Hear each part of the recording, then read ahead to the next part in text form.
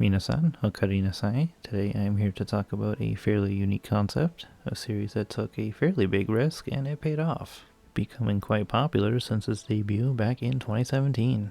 That franchise being Uma Musume Pretty Derby, a horse girls racing idol series, which may sound a little crazy to those who don't know, but stick with me and let's go over what this series is actually about. A multimedia franchise created by Cygames, which develops manga, games, and anime. Anime like Princess Connect, currently airing Apocalypse Hotel, in the upcoming series The Day Hikaru Died. Actually, also even Idolmaster Cinderella Girls, which I bring up because the animation in all these series is amazing. As with Pretty Derby, also with Idolmaster, there are many ladies tied to both franchises, and just in general, a lot of similarities with how the series are handled. A big one being how Imus refers to the audience as producer, while in Pretty Derby, they call everyone trainer. I'm actually very surprised none of the Imus girls have accidentally said producer instead of trainer. It could have happened during a live stream or something, but I've never seen it at lives. Speaking of, I think with the lives that they are the perfect middle ground. Bushiroad lives being too short, while Idolmaster and Love Live are just a little too long. They also do fun things during the events, like a dance battle or appealing to the camera with cute faces. One more quick similarity between Idolmaster and Pretty Derby is having an announcer before the live, but Pretty Derby's is an actual live action. There are a few different people who rotate doing this, but it's usually the very beautiful Yukio Fuji, who is actually an IMS alumni. Also going to mention that the characters actually have two image colors, so it's a little hard to specifically show support to one lady or character, but the franchise color is green, so the audience usually just reps that. Now let's move on to the cast. All the characters named after real-life racing horses. I'm pretty sure they're old Japanese racing horses too. Admittedly, I didn't go over every single horse, as this franchise is big. Like, however many girls you think are in this franchise, it's more. Many more. My rough count is 130, with more very soon on the way, as there is a new anime airing right now. But I am going to name them all and their performers. So, ready? Here we go. Take a big deep breath, because I'm going to be here for a while. Nah, I'm just kidding, that's literally insane. Instead, I'll go over the main cast. And then I'll give a screenshot of other popular Seiyuu in the series.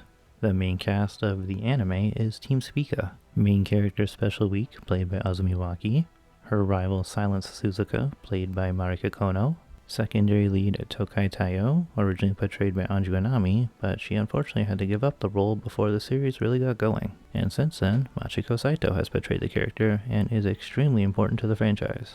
Next are the supporting cast, but still part of the main team. Vodka, portrayed by one of my favorite ladies, Ayaka Ohashi. Gold Ship, played by Hitomi Ueda. Daiwa Scarlet, played by Chisa Kimura. And Meijiro McQueen, played by Saori Onishi. Then as a bonus later in the lore, they get a new member, Kita-san Black, portrayed by Hinaki Yano, somewhat being the next generation of the story. So as I just said, lots of girls in the franchise. If you watch other Idol series, you may recognize some Idolmaster, as I've said, but also some Love Live and Bandori girls. Here's a quick screenshot. Feel free to pause and gloss over the names, those top 3 groups being different generations of Idolmaster, for those who do not know. And then here is just a list of other names you may know not tied to those other franchises. There is so much talent here, it's actually awesome. There's also a chance that I missed some big names. If so, feel free to mention it down below.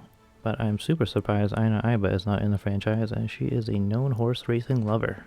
Low-key also surprised there's no Miku Ito or Mai Toyota. Would love to see them in the future. Momo Yokoyama as well.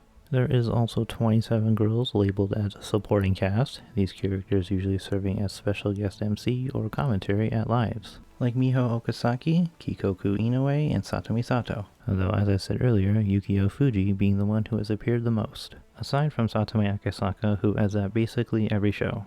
And shoutouts to the mecha girl on the bottom right. Don't know who that is, never seen it before, and they don't seem to have a voice actor, but the design is very cool. A couple more things in this introduction before I go into the career and lives and such. Sorry, there is a lot to go over. I mentioned the main cast being Team Spica. Well, naturally, there are other teams as well. The big rival team being Regal, but Team Canopus are no slouches. Then Capella only really appeared in Season 3, but they do have some relevance. There is also Sirius, Acela, and Alcus, which are game exclusive or just minor teams. But notice how Alcus all have Sakura in their names. More on that in the fun facts. There are also technically other teams, but they make super brief cameos, like having flyers in the background at the school and such. Now you may be wondering, he hasn't actually even talked about what the franchise is about. And that's because it is multimedia, so they focus on different aspects. The live action being more about the idol side, and the anime being more about the racing side. While the game is a bit of both. The idol part, I'm sure, is self-explanatory, singing and dancing, very entertaining, while the anime focusing on the racing side is about great racehorses of the past being reborn as horse girls. Technically being isekai'd as it is in a different world, but the girls have the ears and the tails of horses as well as their speed and endurance. The best of these horse girls train at Tokyo's Tracen Academy, short for Japan Uma Musume Training Center Academy, or more specifically the training center part. Uma Musume basically means horse girl, by the way. This being one of them fancy schools that covers middle through high school. The school's main goal is to have the girls debut at the Twinkle Series, a series of races where the top 3 winners then put on a little song and dance afterwards, with the first place winner always being the center. Azusa Tadokoro's character, Symbole Rudolph, actually being the student council president. While in lore, Yukio Fuji's character is the chairman's secretary and helps train the students. Not gonna lie, every time I see the running animation, it makes me want to go out for a little jog. Very well done and very motivational. But now I think it's time to finally go over the career section, of which I will even go into some detail of the shows, debuts, last appearances, fun things that happened and such. Starting with 2017, first live special weekend, named after the main character, Special Week, which would have most of the regular faces going forward, like Hashi, Waki, Ueda, Machiko, and so on, but also having Akarin, who wouldn't perform as much as these ladies, but is still a big name to mention. This was also the only performance from Yuka Aisaka, as she would later give up her role. 2018 was the second live Sound Fanfare, giving us the debut of Azusa Tadokoro and Lin. It was also the same day as Tomio Takayanagi's birthday, so they gave her some food at the commentary desk while some other girls were performing. This was also the year that we got season 1 of their anime, and I remember reading the description thinking horse girl racing idol show, sounds crazy but whatever, then I ended up enjoying it a lot. There was even a bonus episode that came out later released with the Blu-ray titled BNW no Chikai. The 3 letters coming from the leads of this special, those being Biwa Hayahide, Narita Taishin, and Winning Ticket. Shoutouts to Watanabe. I'll be mentioning her again in just a few minutes. 2020 was their Umayon Chibi short series, typical spin-off for idol shows, and yeah, that seems to be it. So 2021 was their third live Winning Dream Stage, the first 2-day event. It was the debut for some big names like Maeda, Yano, Tachibana, Hasegawa, and Yui Watanabe. Gotta specify both names for her, as her family name is very common and there's multiple in the franchise, not to mention another very famous Yui. But I'm also gonna point out Yuri Noguchi, Manaka Iwami, Miharu Hanai, Masami Tazawa, and Iori Saiki. I like them a lot. And there's even Rika Kinugawa, who took over the role of Narita Brian from Yuka Aisaka. This was the first huge event, I'd say, and it just gets bigger from here on out. Another thing to mention, unfortunately, this was the only time that Sachika Misawa has performed with them. And I can't help but wonder why. She still promotes the series all the time, and I would love to see her perform again. And I mean, she's still trying to be active in the industry, so hopefully we do see her again. Anyway, day 1 of this event was Chisa's birthday, so Yukio, Sachika, Marika, and Azumi sang for her on stage. Also, shoutouts to Ueda for getting to introduce herself at the beginning, so she did so during the second MC quite a bit later. Also doing the typical apologizing with a huge bow, naturally a fun moment.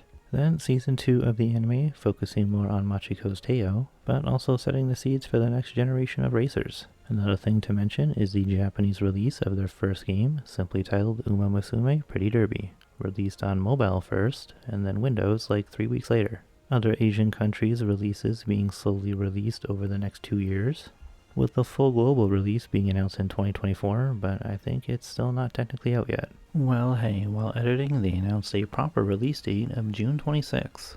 As for the gameplay itself, if you're interested and have access, it doesn't seem to be a rhythm game like most idol series, but more of a training simulator where you send the girls off to train, then race, and you're not really in control of the outcome. 2022 was the 4th live, the first tour, having 3 separate 2-day shows. Tokyo Day 1 was the debut of Hikaru Tono, Ayumi Hinohara, Saya Aizawa, and Kanayuki, this also being the first live to use on-screen effects, due to the whole pandemic stuff. Then, as usual, a birthday, this time being Hikaru's, which as I just said was also her debut.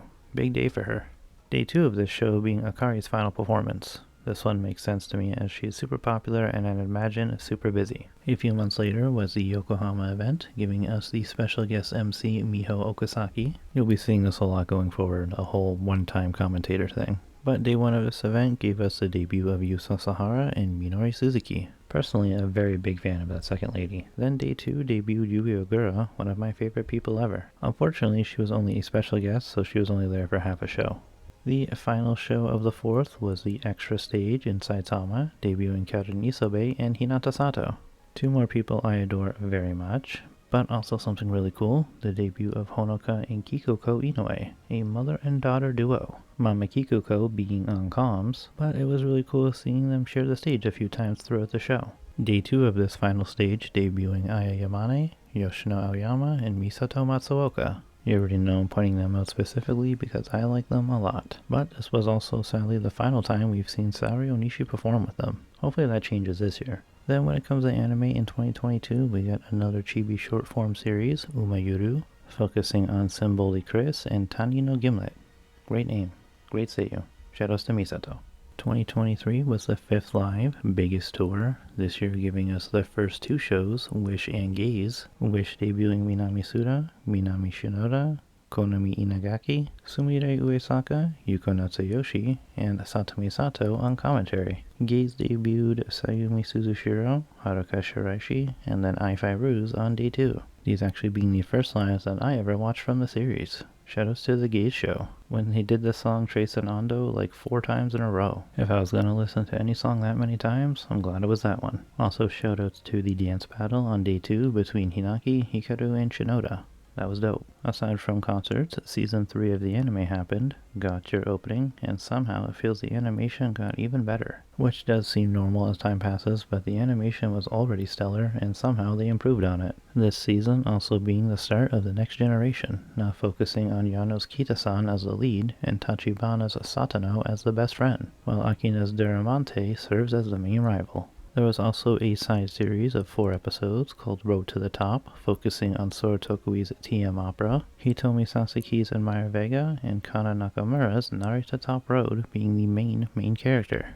Then, last up for 2023, something brand new, a stage play titled Sprinter's Story, focusing on Yamane's Daitaku, Imaizumi's Yamanin, Isobe's Daichi Ruby, and Asato's KS Miracle.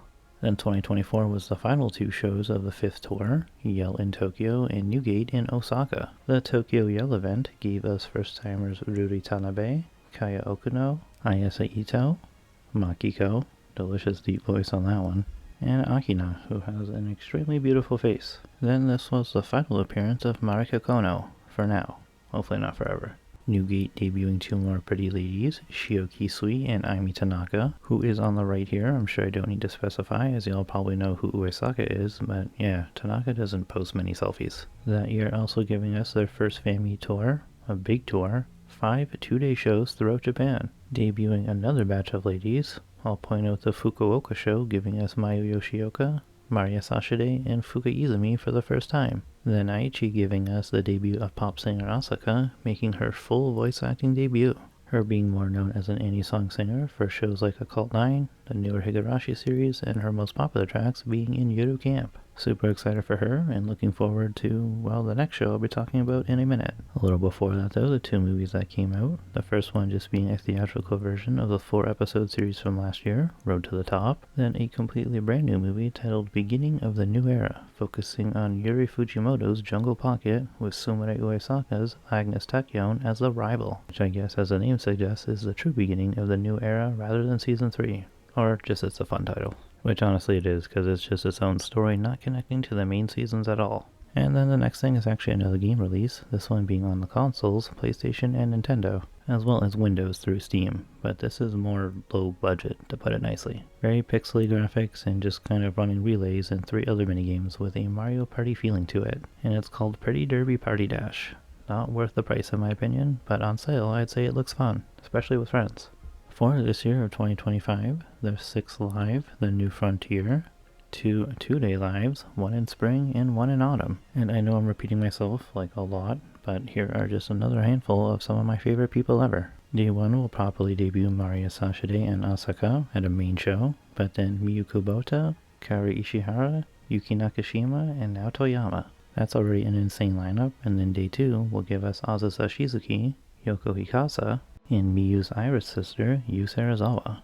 Now I see a lot of people online saying how all the idol franchises are falling off, and although I somewhat agree with some series, I feel Pretty Derby is still in their glory days, and hopefully it keeps going for many more years. Anyway, no lineup for their autumn show yet, but none of the main leads, Azumi, Machiko, or Hinaki, are at these lives. Probably because it's going to focus on the Cinderella Grey anime, where Tomio Takiyanagi is now the lead. But also no Maria Issei, Yurie Igoma, or Hina Yomiya, who all recently joined. So either they'll just be anime exclusive for a while, or they will join in the autumn show.